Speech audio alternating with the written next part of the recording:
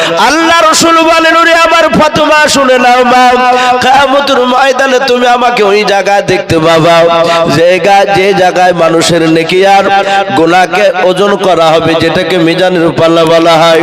ওরে আমার ফাতেমা মা,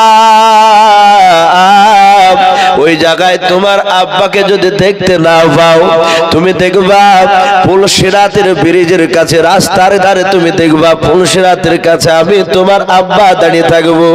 ফাতেমা বলেন, আব্বা ওখানেও যদি দেখতে না পাই, আল্লাহ রাসূল বলেন, ওরে আমার মা ফাতেমা, তুমি আমাকে কিয়ামতের ময়দানে তুমি ওই জায়গায় দেখতে পাবা। বলে কোন জায়গায়? বলে যে এখানে কাউসারের পানি তোমার আব্বা অর্থাৎ আমি পয়গম্বর রাসূল আমি নিজ হাতে আমি জান্নাতে আমার উম্মতিদেরকে আমি জান্নাতে কাউসারের পানি ধরে ধরে আমি গ্লাস আমি তাদের হাতে দিয়ে দেব। ওই জায়গায় তুমি আমাকে দেখতে পাবা। আল্লাহ রাসূল কলিজার টুকরা বিটি ফাতেমা তো জোহরা রাদিয়াল্লাহু তাআলা আনহা উনি ডাক দিয়ে বলেন, আব্বা আপনি আর কিছু আমাকে বলবেন না। নবী বলেন, মা তুমি কান্না করো না, তুমি হাসো। ওগো মা, কিয়ামতের ময়দানে যেখানে জান্নাতে আমি যাব যে ঘরটায়, ওগো মা রাহমাতাল লিল আলামিন। وقال الله تبارك وتعالى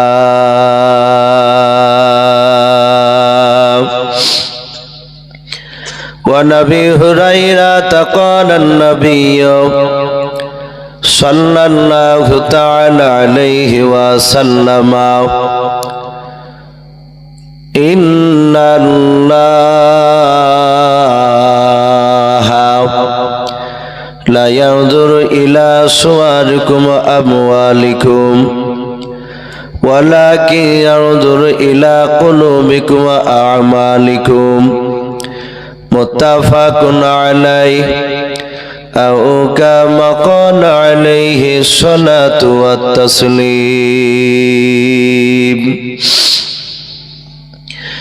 إن الله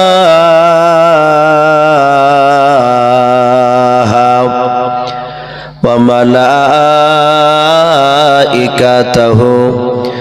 يصلون على النبي يا أيها الذين آمنوا صلوا عليه وسلموا تسليما محبت সবাই দুরূদ ইব্রাহিম পড়ুন আল্লাহুম্মা সাল্লি আলা মুহাম্মাদি ওয়া আলা আলি মুহাম্মাদ কামা সাল্লাইতা আলা ইব্রাহিম ওয়া আলা আলি ইব্রাহিম ইন্নাকা হামিদুম মাজিদ اللهم بارك على محمد وعلى آل محمد كما باركت على إبراهيم وعلى آل إبراهيم إنك حميد مجيد صلى الله تعالى عليه وسلم ভাই যারা রাস্তায় আমরা ঘোরাফেরা করছি, খাস করে এই জালসা যারা কমিটি ভাই রাত্রি অনেক হয়ে গিয়েছে। এত গভীর রাত্রিতে দূরকার মানুষ এই জালসার মাহফিলে বসে থাকা সম্ভব নয়। অনেকে চলে গিয়েছেন, হয়তো মুসলিমে কিছু মানুষ এই গ্রামের বাহিরকার কিছু আছে। ভাই আপনারা আসুন, যারা জালসা কমিটি ভাই, যেহেতু এখন আর সেরকম আপনাদের কাজে চাপও নেই, একটু দয়া করে আমরা সকলেই প্যান্ডেলের ভিতরে আসি ভাই। কমসে কম আমরা দোয়াতে তো শরীক হবে ইনশাআল্লাহ। একটু গুছিয়ে আসি, কিছুক্ষণ কথা আলোচনা করে ইনশাআল্লাহ দোয়া হবে। আমরা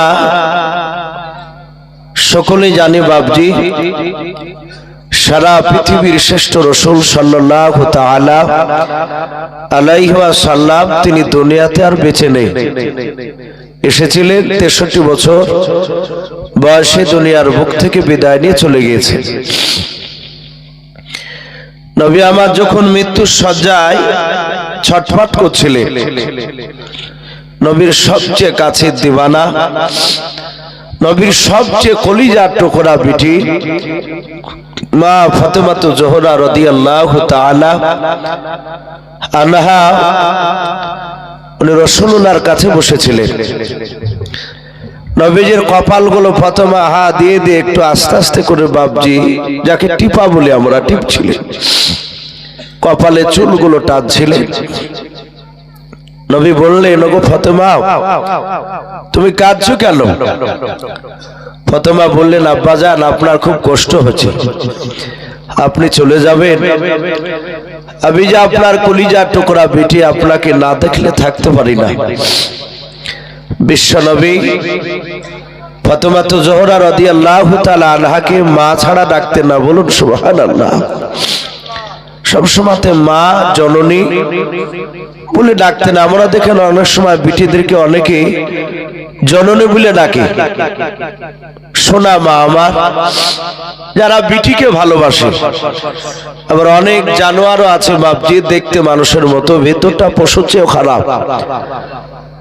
অনেকে হাসপাতালে, নার্সিং হোমে তার স্ত্রীর বিটি সন্তান হয়েছে শুনে আর ভিতরে যায় না, বাইরে থেকে পালিয়ে যায়। এরকম কোলাঙ্গারও বাপ আছে।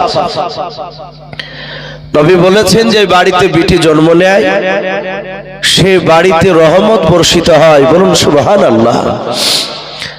আমার বিশ্ব নবী ফাতেমাকে মা ছাড়া ডাকতেন না। নবী বললেন, মা ফাতেমা, তুমি কেঁদো না, তুমি একটু হাসো মা, তোমার চোখের পানি আমি সহ্য করতে পারি না। রাসূলুল্লাহর জীবনীতে পাওয়া যায়, ফাতেমার বয়স যখন বাপটি মাত্র 2.5 বছর, ওই সময় খাদিজা যে কোনো কারণবশত ফাতেমাকে একটা থাপড় মেরেছিল, চড় মেরেছিল। আমার বিশ্ব নবীজির কলিজার টুকরা বিটি বাড়ির দরজায় দাঁড়িয়ে তাকিয়েছিলেন যে কখন আমার আব্বু আসবে। নবী কলমার দাওয়াত দিয়ে বাড়ি ফিরলেন, দেখছেন দরজার গুড়িতে দাঁড়িয়ে ফুফরে ফুফরে কাঁদছে ফাতেমা জোহরা রাদিয়াল্লাহু তাআলা আনহা। বয়স কত বলেছিলাম? 2.5 বছর। আল্লাহর নবী বলেন, ওগো মা ফাতেমা,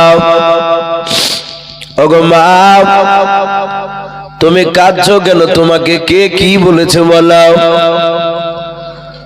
ফাতেমা জোহরা রাদিয়াল্লাহু তাআলা আনহা নবীজির গলাটা ধরে বাপজি গালে চুমা দিয়ে বলেন, আব্বা, আমার মা খাদিজাতুল কুবরা আমাকে মেরেছে, আমার গালে থাপ্পড় মেরেছে। আল্লাহ রাসূল ফাতেমাকে বাপজি বুকের সাথে জড়ে ধরে নবীজির জিভটা বের করে ফাতেমার গালে যেখানে চড় মেরেছিল খাদিজাতুল কুবরা,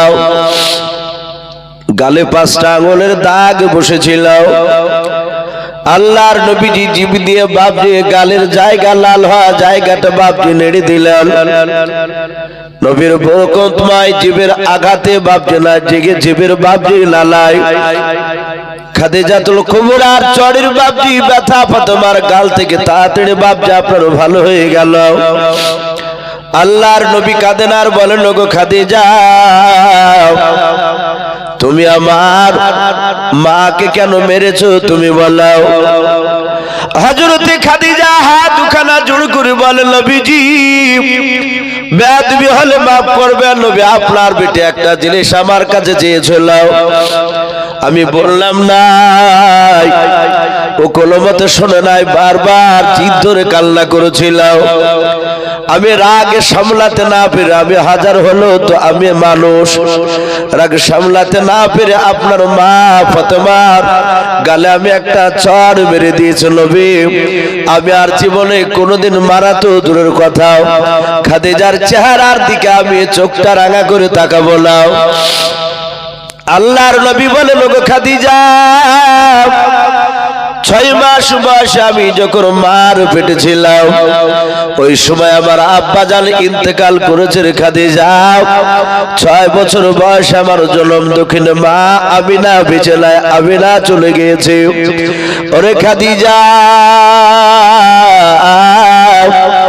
আমি ছোট থেকে 6 বছর পর্যন্ত আমি আমার মাকে আমি বেশি দিন মা মা করে ডাকতে পাইলাই। আমি আমার দুধু মা হালিমাতু সাদিয়ার বাড়িতে আমি মানুষ হয়েছিলাম। ওরে খাদিজা, তোমার পেট থেকে যখন আমার ফাতেমা জন্ম নিয়েছিল, ফাতেমা আস্তে আস্তে বড় হলো।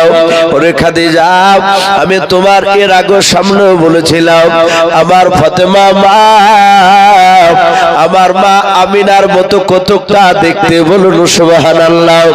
ওরে আমার খাদিজা,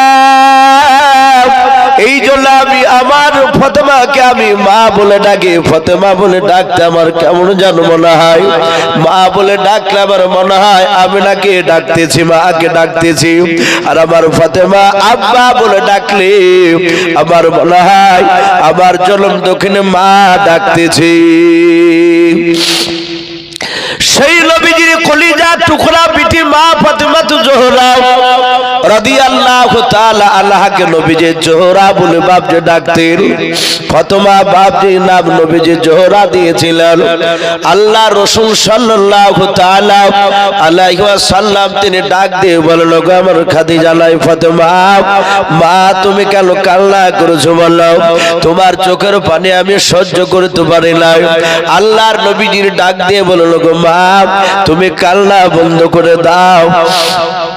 আমার ইন্তেকাল করার পর তোমার সঙ্গে আমার কিয়ামতের ময়দানে দেখা হবে। আল্লাহর নবীজির কলিজা টুকরা বিটি মা ফাতেমাতু জোহরা রাদিয়াল্লাহু তাআলা আনহা বলেন, আব্বা কিয়ামতের ময়দানে কোথায় আপনার সঙ্গে দেখা হবে আপনি বলেন। আল্লাহ রাসূল বলেন, ওরে আমার ফাতেমা শুনে নাও মা, কিয়ামতের ময়দানে তুমি আমাকে ওই জায়গায় দেখতে পাবা যে জায়গায় মানুষের নেকি আর গুনাহকে ওজন করা হবে, যেটাকে মিজানের পাল্লা বলা হয়। ওরে আমার ফাতেমা মা, ওই জায়গায় তোমার আব্বাকে যদি দেখতে না পাও, তুমি দেখবা পুলসিরাতের ব্রিজের কাছে, রাস্তার ধারে তুমি দেখবা পুলসিরাতের কাছে আমি তোমার আব্বা দাঁড়িয়ে থাকবো। ফাতেমা বলেন, আব্বা ওখানেও যদি দেখতে না পাই, আল্লাহ রাসূল বলেন, ওরে আমার মা ফাতেমা, তুমি আমাকে কিয়ামতের ময়দানে তুমি ওই জায়গায় দেখতে পাবা। বলে কোন জায়গায়?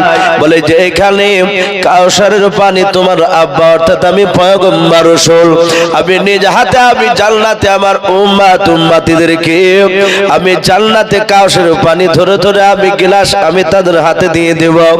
ওই জায়গায় তুমি আমাকে দেখতে পাবা। আল্লাহ রাসূল কলিজার টুকরা বিটি ফাতেমাতু জোহরা রাদিয়াল্লাহু তাআলা আনহা উনি ডাক দিয়ে বলেন, আব্বা আপনি আর কিছু আমাকে বলবেন না। নবী বলেন, মা তুমি কান্না করো না, তুমি হাসো। ওগো মা, কিয়ামতের ময়দানে যেখানে জান্নাতে আমি যাব যে ঘরটায়, ওগো মা তুমি আমার সঙ্গে জান্নাতে যাবে, বলুন সুবহানাল্লাহ। মা তুমি একটু হাসো। ফাতেমাতু জোহরা রাদিয়াল্লাহু তাআলা আনহা তিনি হাসতে লাগলেন। জিবরিল আলাইহিস সালাম তিনি রাসূলুল্লাহর কাছে আসলেন, নবীকে সালাম দিলেন। বিশ্ব নবী বলেন, জিবরিল ভাই তুমি আসলে আমার কাছে? বলো হুজুর হ্যাঁ, আপনার কাছে আজই এসেছি, আর জীবনে কিয়ামতের আগ পর্যন্ত আমি আর আপনার কাছে আসবো না। নবী বলেন, কেন গো জিবরিল, তুমি আমার কাছে অনেকবার এসেছো, আজও আসলে, আবার তুমি বলছো আজই শেষ আসা, আর আমি কিয়ামতের আগ পর্যন্ত আসবো না। বলো হুজুর আমার সঙ্গে আরেকটা ফেরেশতা এসেছে।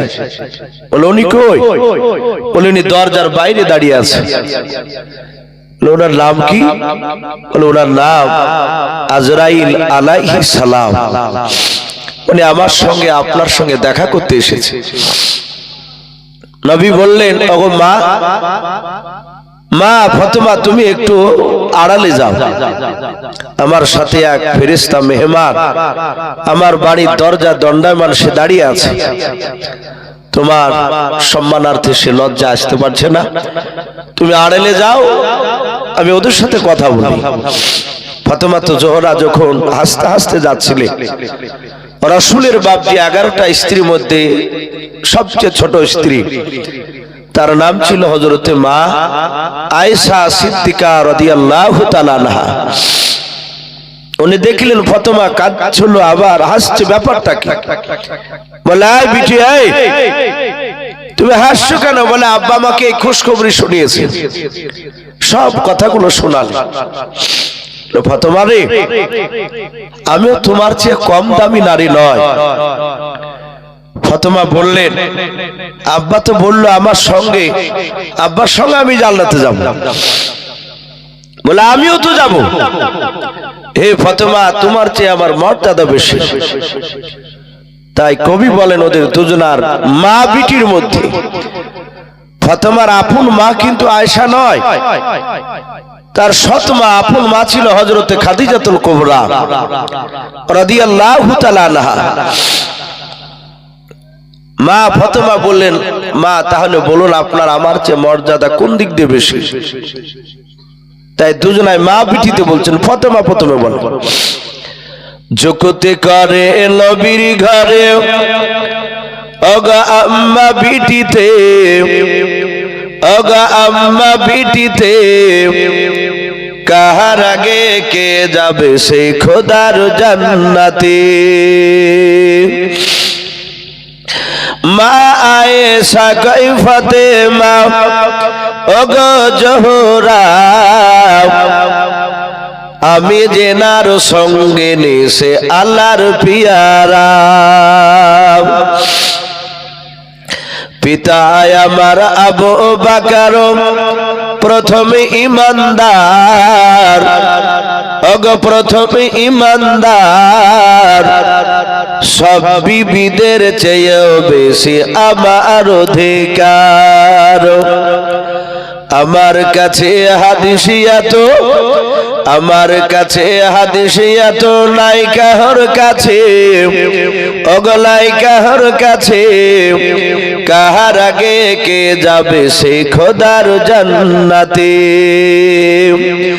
জগতে করে নবীর ঘরে ওগা আম্মা বিটিতে, ওগা আম্মা বিটিতে, কাহার আগে কে যাবে সেই খোদার জান্নাতে।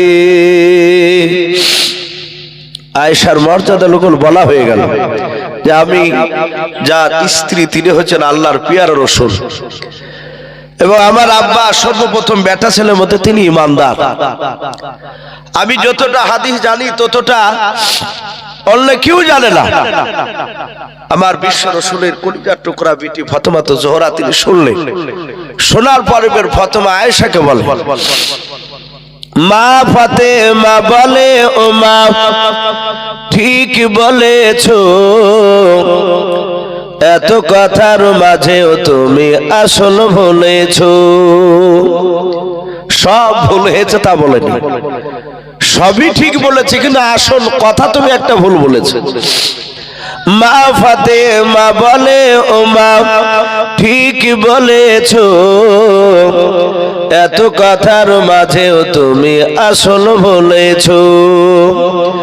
তোমার কাছে হাদিসে আছে, তোমার কাছে হাদিসে আছে, আছে বিপুল গুণ, নাই যে তোমার আছে আমার নবীর দেহের খুন।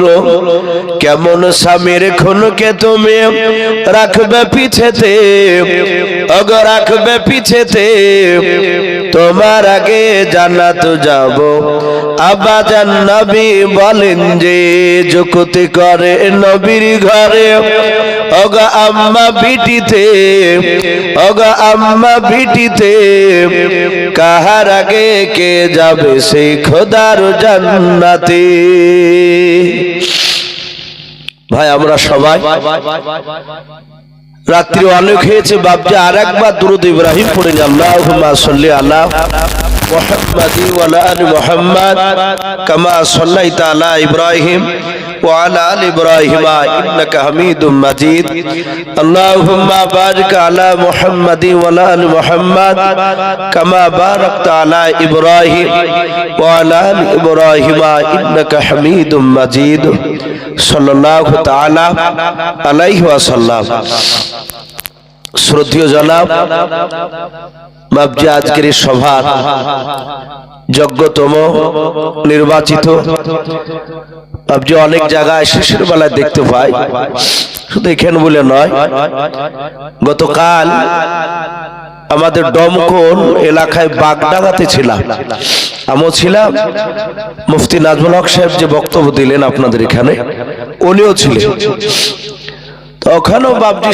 শেষের দিকে তো যাই হোক প্রায় জায়গাতে দেখি যারা বিজ্ঞাপিত সভাপতি হয় হ্যান্ডবিলে যাদের নাম দেখতে পাওয়া যায় তারা কিন্তু শেষ পর্যন্ত বাবজি থাকে না তাদেরকে দেখা যায় ওই রাত্রি ৮টা খুব জোর বেশি বেশি হলে ৯টা পর্যন্ত থেকে যে কোনো কায়দা করে বেরিয়ে পালিয়ে যায় কিন্তু ওটা উচিত নয় উচিত যে বাবজি যাকে সভাপতি করা হবে সে লাস্ট পর্যন্ত থাকবে এবং দরকার হলে শেষ মোনাজাতও ওনার দ্বারা হয়তো করতে হতে পারে তো যাই হোক বর্তমান যিনি কে সভাপতি আমি হ্যান্ডবেল দেখিনি ভাই কিন্তু বর্তমান যিনি এখন বসে আছে সভাপতি জায়গায় তার পরপরই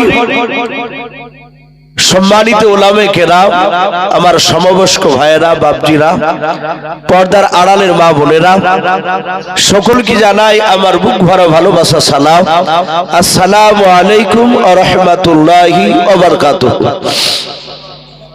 সমস্ত প্রশংসা সে মহান রব্বুল আলামিনের জন্য যে মহান রব্বুল আলামিন আমাদেরকে বড় ভালোবেসে রহম করে এই কিটকিটে বাপজিরা ঠান্ডা রাত্রিতে রব্বুল আলামিন এতক্ষণ পর্যন্ত যে বসে রেখেছেন আমরা বসে থাকতে পেরেছি তাই মহান রব্বুল আলামিনের দরবারে গভীর রাত্রিবেলায় শুকরিয়া স্বরূপ আদায় করে বলুন আলহামদুলিল্লাহ আরেকবার প্রাণ ভরে বলুন আলহামদুলিল্লাহ তারপরে পরে আপনার আমার নবী জনাবে মুহাম্মদ রাসূলুল্লাহ সাল্লাল্লাহু তাআলা আলাইহি ওয়াসাল্লামের উপরে অগণিত দুরূদ ও সালাম বর্ষিত হোক বলুন আল্লাহুম্মা আমিন সম্মানিত ভাইরা আমার বাবা জীবনেরা আলোচনা অনেক শুনলেন আমি রাসূলুল্লাহর বাবজি ইন্তেকালের কিছু কথা সালাম দেওয়ার আগে বাবজি বলেছে আমরা সকলেই জানি সারা পৃথিবীর শ্রেষ্ঠ নবী রহমতের নবী মায়ার নবী দয়ার নবী জনাবে মুহাম্মদ রাসূলুল্লাহ সাল্লাল্লাহু আলাইহি ওয়াসাল্লাম তিনি বাবজি এই উম্মতে মুহাম্মদীর জন্য এখনো বাবজি কাঁদছে সে রাজাতুল মালুওয়ালায় নবীজি জিন্দা অবস্থাতেও কেঁদেছে এই নবী আমাদের কলেমার দাওয়াত দেওয়া খুব কষ্ট করে বাবজি কলেমার দাওয়াত নবী দিয়েছে আর আমরা সেই কলেমার দাওয়াত বাবজি আমরা অমনি অমনি পেয়ে গিয়েছি আমরা কোনো পরিশ্রম করি নাই বাবজি দিনকে আনার জন্য সাহাবারা করেছিলেন আপনারা যেমন বসে আছেন সাহাবারা নবীর কাছে তারা নিজের জান মাল সব সঁপে দিয়েছিলেন বলুন আলহামদুলিল্লাহ তারা নবীর দরবারে গিয়ে আর বাড়ির দিকে চিন্তা করতেন না ওরা ভাবতেন যে এখান থেকে যদি নবী বলে দেয় যে যুদ্ধের ময়দানে চলে যাও তো সাহাবারা চলে যেতেন মসজিদের সাহাবা নববীতে সাহাবাদেরকে নিয়ে বসে আছে আল্লাহ রাসূল সাহাবাদের দিকে তাকিয়ে বলল গো সাহাবারা আমাকে পূর্ণাঙ্গ দিল দিয়ে পাঠিয়েছেন আল্লাহ আবার পরে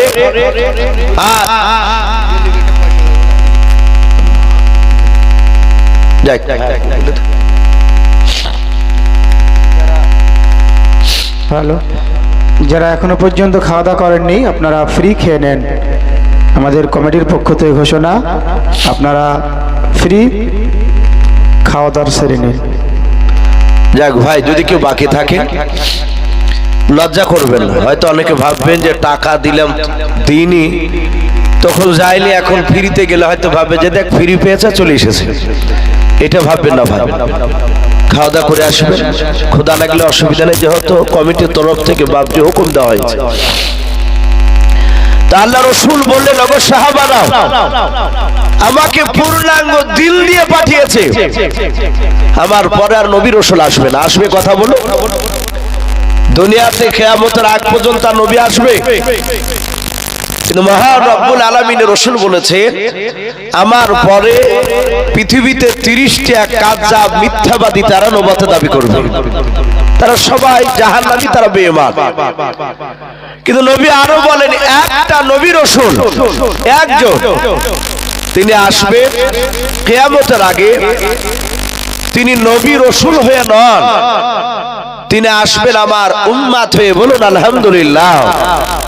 সেই নবীটার নাম বাপজি মনে আছে কারো? হযরতে ঈসা আলাইহিস সালাম। আল্লাহ তার দোয়া কবুল করে নিয়েছিল। তো নবীজি বললেন, ওগো সাহাবায়ে কেরাম, আমার পরে আর নবী রাসূল আসবে না, আমার ঈসা ভাই আসবে আমার উম্মত হয়ে। তিনি 40 বছর বেঁচে থাকবেন, দ্বীনের দাওয়াত দিবেন, একবারও তিনি বলবেন না যে আমি নবী এবং রাসূল। উনি নবী আগে ছিলেন, কিন্তু নবীর উম্মত হয়ে আসবে। আল্লাহ রাব্বুল আলামিন ঈসা আলাইহিস সালামের দোয়াকে আল্লাহ কবুল করেছিলেন। বহু নবী দোয়া করেছিলেন, সবার দোয়া কবুল হয়নি বাপ। আল্লাহ রাসূল বললেন, ওগো সাহাবা, আমি তোমাদের একজনকে আমি দেখতে চাই, আমার কলমার দাওয়াত নিয়ে যাবা। সবাই না, সাহাবা রাদিয়াল্লাহু তাআলা আনহুম আজমান গুনে নাও। মাহফিলের মাঝ থেকে বাপ একজন সাহাবা তিনি দাঁড়িয়ে গেলেন। সাহাবার নাম হাদিসে পাওয়া যায় হযরতে দাহিয়াতুল কলব রাদিয়াল্লাহু তাআলা আনহু বলে নাও। এই সাহাবা এত নবীজির বাপটি দামি সাহাবা ছিল। উনি মসজিদে নববীর মাঝ থেকে, সাহাবার মাঝ থেকে দাঁড়িয়ে বলতে লাগলেন, ফেদা কাবি আম্মি ইয়া রাসূলুল্লাহ, নবী গো, আপনার পদতলা আমার পিতামাতা কুরবান হয়ে যাও। ও নবীজি, আমি আপনার সাহাবা, আপনি বলুন কোন দেশে যেতে হবে, কলমার দাওয়াত লইয়াও, কাউকে সাথে নেব না। নবী আপনি বলেছিলেন একজন সাহাবাকে যেতে হবে, কে যাবে তোমরা বললাও। আমি আপনার সাহাবা দাহিয়াতুল কলবি দাঁড়িয়ে গেছে, আপনি হুকুম দেন কোন দেশে যাওয়া লাগবে। আল্লাহর নবী বলেন, সাহাবা, আমি এমন একটা দেশের নাম করব, ওই দেশের বাদশাহ সে আল্লাহ রাসূলকে চিনে নাও। ওই দেশের প্রতিটা নাগরিক খোঁজা তারা আল্লাহর নবীকেও চিনে না, আল্লাহকে চিনে নাও। সবাই তারা আগুন পূজা করে, বলে ওই দেশে যাবা। সাহাবা দাহিয়াতুল কলবি তিনি মনে মনে ভাবলেন, নবী এমন একটা দেশে যেতে বলেছে, ওই দেশের বাবা, ওই দেশে বেঁচে থাকতেও পারে আর নাও থাকতে পারে। আল্লাহর নবীজির সাহাবা বলেন, নবী চিন্তা করবেন না, আপনি পাঠিয়ে দাও। দেশটার নাম বলুন। আল্লাহর নবীজি দেশটার নাম বলেন রম দেশের রম দেশ, এবং ওই দেশের বাদশার নাম বলেন হিরাক্লিয়াস। আল্লাহর নবীর সাহাবা বাপজি দাঁড়িয়ে গেলেন। নবীজির সাহাবা বলে, নবী একটা চিঠি লিখে দেন। নবীজি লেখাপড়া জানতেন না। নবীজির একজন সাহাবা আব্দুল্লাহ বিন মাসউদ রাদিয়াল্লাহু তাআলা আনহুকে দিয়ে চিঠিখানা বাপজি লিখে নিলেন। লিখে নেওয়ার পর নবীজির হাতে বাপজি একটা 4 আনার আংটি থাকতো চাঁদের। ওই চাঁদের আংটিতে লেখা ছিল মুহাম্মদ বিন আব্দুল্লাহ। কোন মুফাসসিরে কেরাম লিখেছেন, কলমা লেখা ছিল লা ইলাহা ইল্লাল্লাহু মুহাম্মাদুর রাসূলুল্লাহ সাল্লাল্লাহু তাআলা আলাইহি ওয়াসাল্লাম। আংটির উপরে মুহাম্মদ বিন আব্দুল্লাহর উপরে কলমা লেখা ছিল।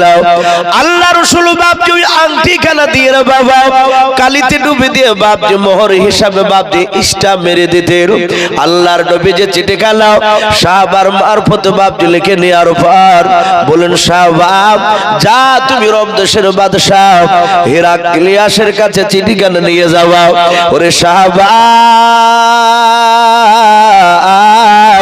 শুনে নাও, আমি হেরাক্লিয়াসের প্রশংসা আমি অনেক মানুষের মুখে শুনেছি, সে আমাকে দেখে নাই, আমিও তাকে দেখে নাই। ওরে সাহাবা, ওই হেরাক্লিয়াসের কাছে গিয়ে তুমি হিকমতের সহিত কথা বলবা। ওই বাদশা বেঈমান হলো, বাদশা অত্যন্ত বুদ্ধিজীবী। ওই বাদশা শুনে নাও, ওর দরবারে কেউ যদি মিথ্যা কথা বলে, বাদশা মিথ্যা কথা যদি ধরতে পারে, প্রমাণ পেয়ে যায় যে মিথ্যা কথা বলবে, বাদশা ধরতে পারলে তাকে মৃত্যু দণ্ড দিয়ে দেবে, তাকে জবাই করে দেবে। এই দাহিয়াতুল কলবি, তুমি সাবধানে দিনের দাওয়াত দিবা। বলে চিন্তা করবেন না, আমি চলে যাব। আল্লাহ রসুলের বাপ যে সাহাবার হাত থেকে নিয়ে নয়, নবীর হাত থেকে সাহাবা চিঠিখানা নিয়ে আর ভার ঘোড়ায় চেপে বাপজি রোম দেশের সম্রাট বাপজি হেরাক্লিয়াসের কাছে চলে গেলেন। 5000 বাপজি প্রজারা সারাদিন হেরাক্লিয়াসকে নিয়ে বাপজি বসে থাকতো, পরামর্শ নিত হেরাক্লিয়াস বাপজি মানুষদের সঙ্গে। এই জন্য বাপজি হেরাক্লিয়াস কোনো মতে বাপজি ঠকতো না, কোনো বিপদে বাপজি পড়তো না। হেরাক্লিয়াসের কাছে গিয়ে বলে, বাদশাহ আমি মদিনা থেকে এসেছি। বলে কে তুমি? বলো। বলে আমি নবীর সাহাবা হযরত দাহিয়াতুল কলবি রাদিয়াল্লাহু তাআলা আনহু। ওগো বাদশাহ, আপনি নাকি আগুন পূজা করেন? বলে হ্যাঁ। বলে আপনার পূজারা আগুন পূজা করে? বলে হ্যাঁ। বলে আপনি আল্লাহকে চিনেন না? বলে নাও। বলে নবীকে চিনেন না? বলে নাও। বলে চিঠিখানা আখিরি জামানের পয়গম্বর রাসূল সাল্লাল্লাহু তাআলা আলাইহি ওয়াসাল্লাম দিয়েছেন, এই চিঠিখানা আপনি নিয়ে নেন, আপনি পড়ান। হেরাক্লিয়াস বাপজি চিঠিখানা নেওয়ার পর বাবা তার চোখ দুটো বাপজি কুখের মতো লাল হয়ে গেল। তার 5000 প্রজারা বলল, বাদশাহ চিঠিতে এমন কি লেখা আছে বলার? ডাকে দিয়ে বলল, প্রজারা এই নবী মুহাম্মদ সাল্লাল্লাহু আখিরি জামানার পয়গম্বর এই চিঠিতে লিখেছে, শুনে নাও। সে এক আল্লাহকে মানতে বলেছে, তাকে নবী বলে মানতে বলেছে, কিন্তু আমরা এক আল্লাহকে মানি না, মুহাম্মদকে নবী বলে মানি না। আমরা আগুন পূজা করে, আমরা অনেকগুলোকে আমরা দেবতা বলে মানি, আমরা ভগবান বলে মানি। এই লোকটার কথা শোনা যাবে না। 5000 লোকেরা ডাক দিয়ে বলেছিল, হুজুর এখনো জিন্দা রাখবেন না, আপনাকে জবাই করে দেন, হত্যা করে দেন। হেরাক্লিয়াস বলেছিল, বন্ধুরা এই আমার প্রজারা তোমরা চুপচাপ বসে যাও, একে কে করতে হবে না করতে হবে সেটা আমি চিন্তা ভাবনা করে দেখব। আল্লাহর নবী জনাবে মুহাম্মদুর রাসূলুল্লাহ সাল্লাল্লাহু তাআলা আলাইহি ওয়াসাল্লামের সাহাবা দাহিয়াতুল কলবির কে বাবা সামনে দাঁড় করে রেখেছে। দাহিয়াতুল কলবিকে ডাক দিয়ে বলেছিল, ওই রোম দেশের বাদশা ডাক দিয়ে বলেছিল, ভাই তোমার নাম দাহিয়াতুল কলবি? বলে হ্যাঁ। বলে তুমি নবীর সাহাবা? বলে হ্যাঁ। বলে বাড়ি তোমার কোথায়? বলে মদিনায়। তোমার নবী কোথায় আছে? বলে মদিনায়। বলে দাহিয়াতুল কলবি ভাই বলো তোমার নবীর চরিত্র ব্যাপারে একটু খুলে বলো, কেমন লোকটা, ভালো ছিল না খারাপ ছিল বলো। দাহিয়াতুল কলবি ডাক দিয়ে বলেছিল, বাদশাহ আমার নবীজি কেমন ভালো মানুষ আপনি শোনেন নাই? বলে নাও। বলে নবী এত ভালো, নবীজের মসজিদে নববীর ভিতরে এক ইহুদির সন্তান যুবক ইচ্ছাকৃত সাহাবাদের সাথে নবীর সেখানে জিন্দা ছিলেন। নবীকে সামনে রেখে দিয়া নবীর সাহাবাদেরকে সামনে রেখে মসজিদ নববীর ভিতরে যে জায়গায় ইমাম দাঁড়িয়ে নামাজ পড়ে ওটাকে বাপজি মেহরাব বলা হয়। আর যে জায়গায় জুম্মার দিনে বাপজি 3টা ধাপি করা থাকে ওখানে দাঁড়ায় ইমাম খুতবা পড়তে পড়ে না, ওটাকে মিম্বার বলা হয়। মিম্বার আর মেহরাব 2 রকম বলা হয়েছে।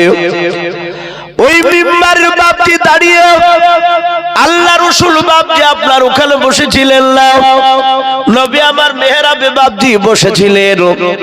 আর ইহুদি বেঈমান সোজা মসজিদে প্রবেশ করার পর আল্লাহ রাসূলের বাপজি মিম্বারে দাঁড়িয়ে ছচ্ছার করে পেশাব করতে লাগলো। 5000 লোকেরা তারা অবাক নয়নে বাপজি চেয়ে থাকলো। হেরাক্লিয়াস বলল তারপর কি হলো বলো? বলে বাদশাহ আমাদের একজন সাথী ভাই উমর তলোয়ার নিয়ে দাঁড়িয়ে গিয়েছিল তাকে জবাই করার জন্য, হত্যা করার জন্য। আল্লাহর নবী বলেন উমর উত্তেজিত হও না, তুমি বসে যাও। এই সময় পেছাব করেছে, এর পেছাবের গতিটা বাধা পড়ে যাবে, পেছাবে তার অসুখ জ্বলবে যাবে পেছাবের দ্বারে। এই উমর ওকে পেছাব ক্লিয়ার করে করতে দাও। রমদেশের সম্রাট বাপ যে অবাক লয়ে নেচে আছে, বলে এত বড় অন্যায় কাজ করলো তোমার নবী কিছু বললো না? বলে নাও। ও বাপজি ভাইরা, আপনারা হয়তো অনেকেই বাপজি মিডিয়াতে দেখেছেন উত্তরপ্রদেশের বাবা প্রায় দু মাস বাপজি পার হয়ে গেল। অনেক কয়েকজন বাপজি উমরাতে গিয়েছিল হজ করতে মক্কা নগরে। অনেক বয়স্ক লোক ছিল বাপজি ওই গাড়িতে আস্তে আস্তে যে কোনো একটা জায়গায় জঙ্গলের ধারে রাস্তার ধারে নতুন উমরা থেকে হজ করে বাপজি বাড়ি ফিরেছিল। ওই উমরা যাত্রীরা তারা ডাক দিয়ে বলেছিল, ও ড্রাইভার সাহেব আমরা একটু পেছাব করব। জঙ্গলে বাপজি দাঁড় করে দিয়ে রাস্তায় 5 জনা বাপজি আপনার হাজী সাহেব তারা ওই উমরা করে আসছিল। গাড়ি থেকে নেমে বাপজি একটু আড়ালে গিয়ে পেছাব করেছে, কিন্তু যেখানে পেছাব করেছে ওখান থেকে প্রায় 500 হাত দূরে বাপজি একটা মন্দির ছিল। এক শ্রেণী উগ্রবাদী শয়তানেরা ওই হাজী সাহেবদেরকে বাপজি বয়স্ক লোকেদেরকে ধরে নিয়ে এসে এমনকি মন্দিরের সামনে বাপজি তাদেরকে মাথা নত করে নিয়ে চলো। অপরাধ কেন মন্দিরের সামনে পেশাব করবে অথচ অনেকটা দূরে ছিল? ও বাপজি ভাইরা, সারা পৃথিবীর শ্রেষ্ঠ মহামানব আল্লাহ রাসূলের বাপজি এত চরিত্র মহান, সেই নবী ওমরকে বলেন ওমর তুমি উত্তেজিত হয়ে না, বসে যাও। ওমর বসে বলল, ইহুদির সন্তান ভালো করে পেছাব করে বাপজি বেরিয়ে সোজা চলে যাচ্ছে। আল্লাহর দরদি নবীজির সাহাবারা কেউ বাপজি কথা বলে না, শুধু নবীর দিকে চেয়ে আছে। নবী কেন কিছু বললো না? এত বড় অন্যায় করলো। আল্লাহ রাসূল ডাক দিয়ে বলে, ইহুদি বাবা, ইহুদির সন্তান দাঁড়িয়ে বললেন আপনি আমাকে ডাকলেন? বলে হ্যাঁ। আল্লাহর নবী যে কাছে ইশারা করে ডেকে বললেন, বাবা তুমি কি জানতাক না এটা পবিত্র মসজিদ ঘর? ডাক দিয়ে বলে, হ্যাঁ আমি ভালো করে জানি এটা মসজিদ ঘর। বলে বাবা তুমি কি জানো না এই পবিত্র ঘরে পেছাব করতে নাই?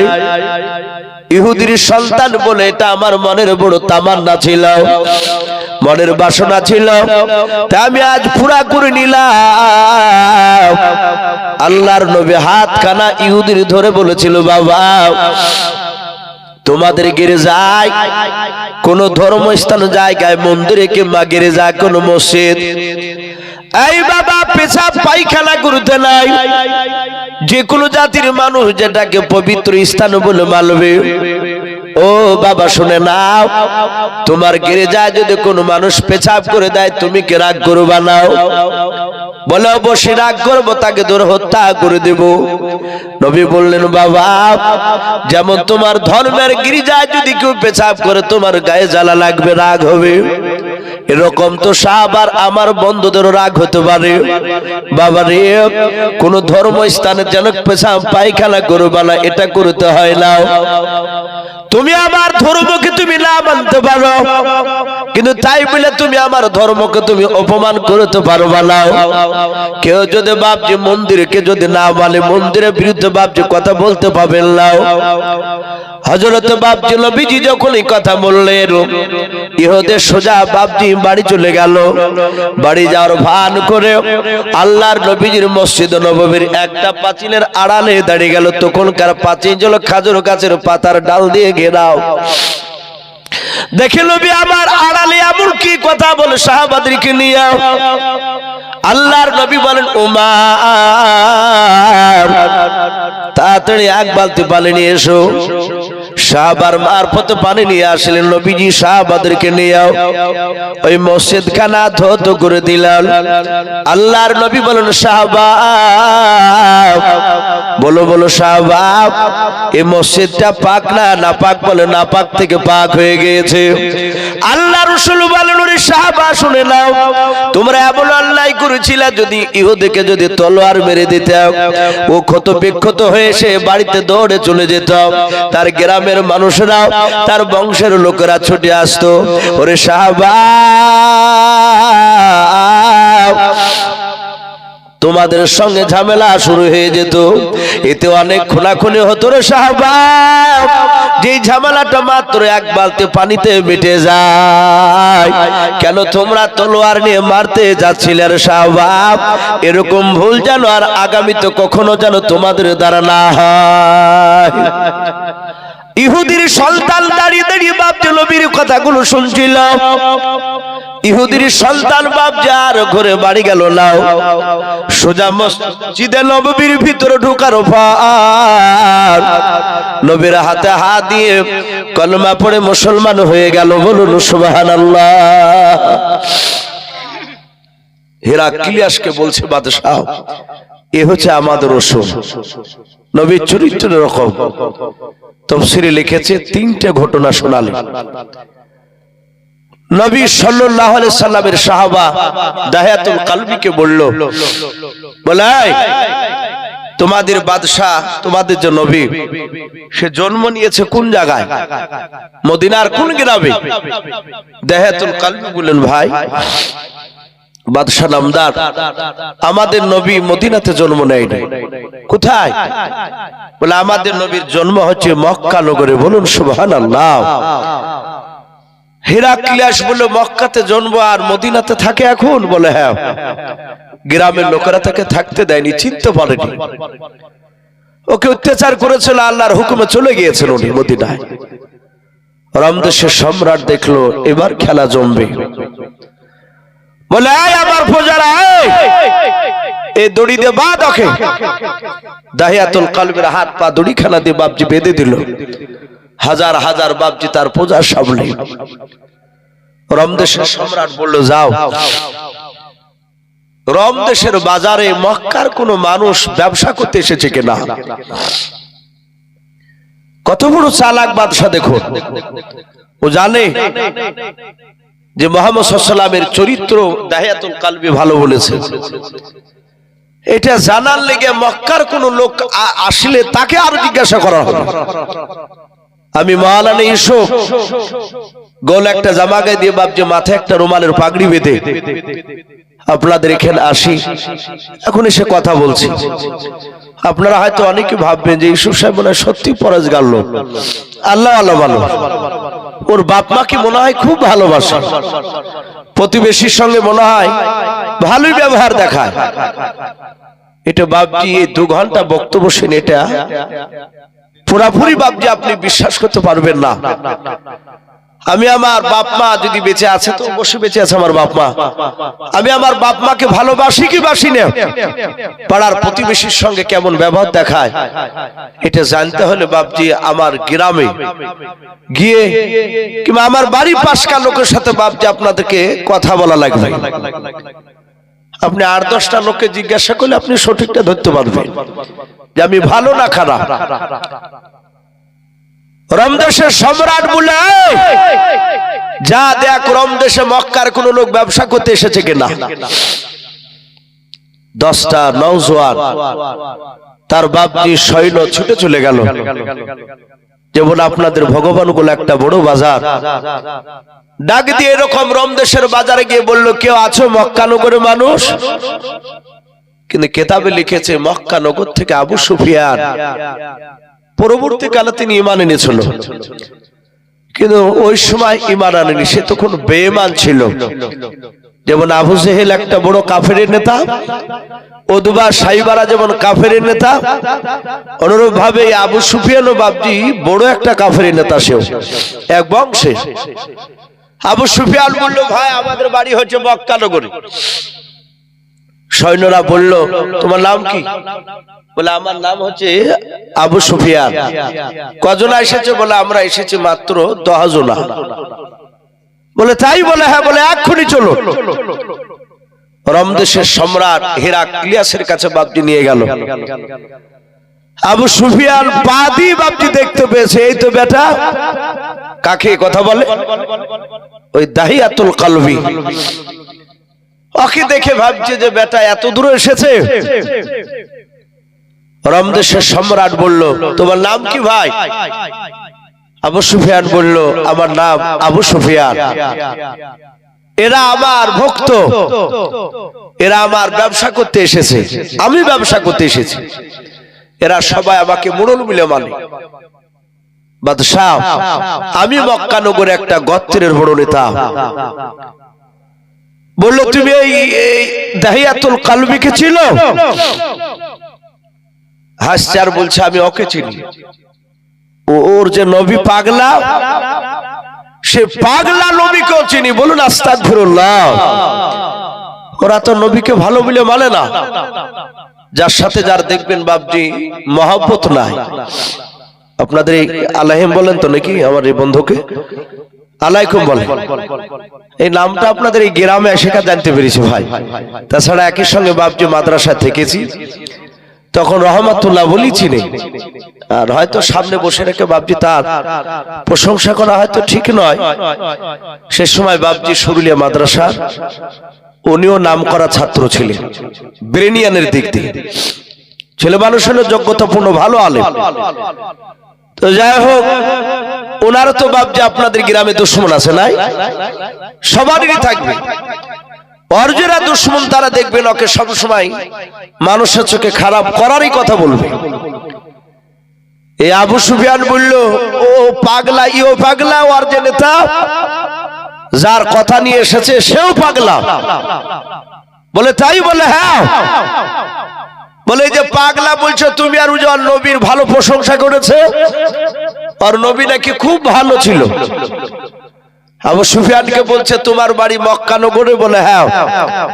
বলে ওর নবীর চরিত্র ব্যাপার তোমার কিছু জানা আছে?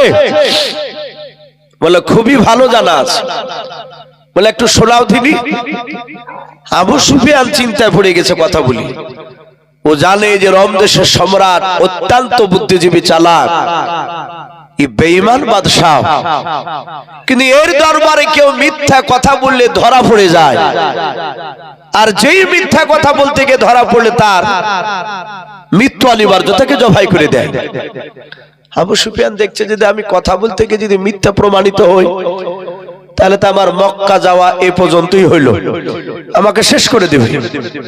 5000 লোক বাপজি সবাই থো মেরে বসে আছে। দেখি কি বলে ব্যাপার। দাহিয়াতুল কলবি চুপচাপ দাঁড়িয়ে। আবু সুফিয়ানের উদ্দেশ্য ছিল আমি এমন একটা কথা শোনাবো যে কথাটা সত্য বলবো, কিন্তু শুনলে মনে হবে মিথ্যা কথা। অনেক সময় দেখেন বাপজি মিটিং হয়, যে আসামি যার বিরুদ্ধে বিচার বসে সে বলে যে ভাই আমি কাজ করিনি, এ কাজ করিনি।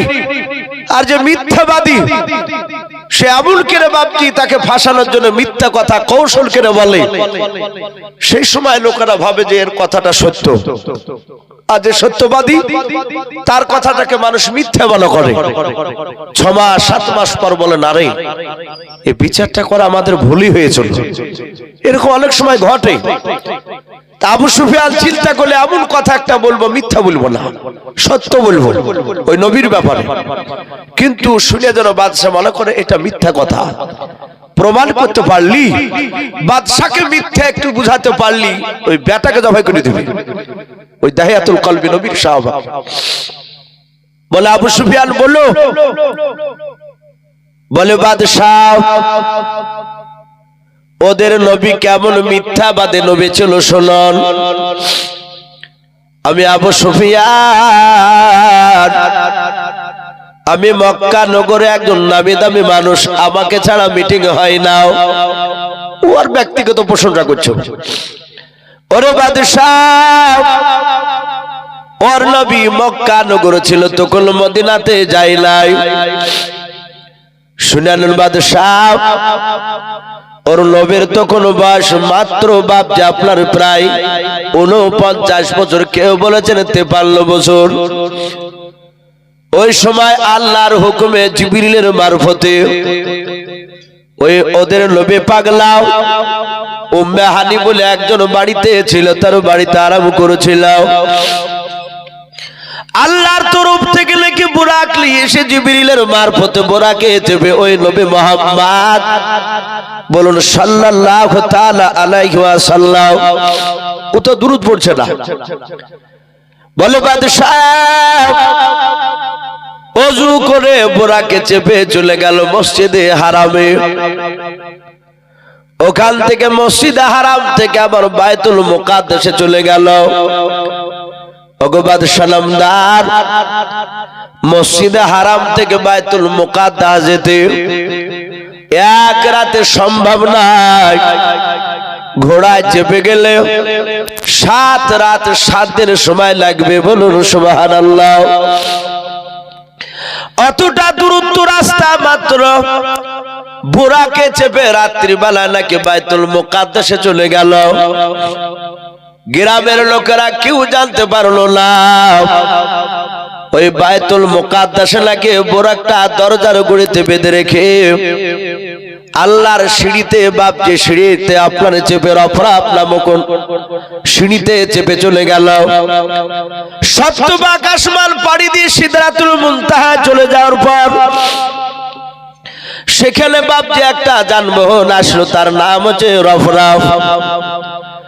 মসজিদে বাইতুল মুকাদ্দাসে সিঁড়ি জাতীয় জিনিস বাপ যে চেপেছিলেন, ওখান থেকে আল্লাহর আরশে আজিমে চলে যাওয়ার পর জান্নাত জাহান্নাম সব কিছু দেখার পর 50 ওয়াক্ত নামাজ নিয়ে ফিরেছিল।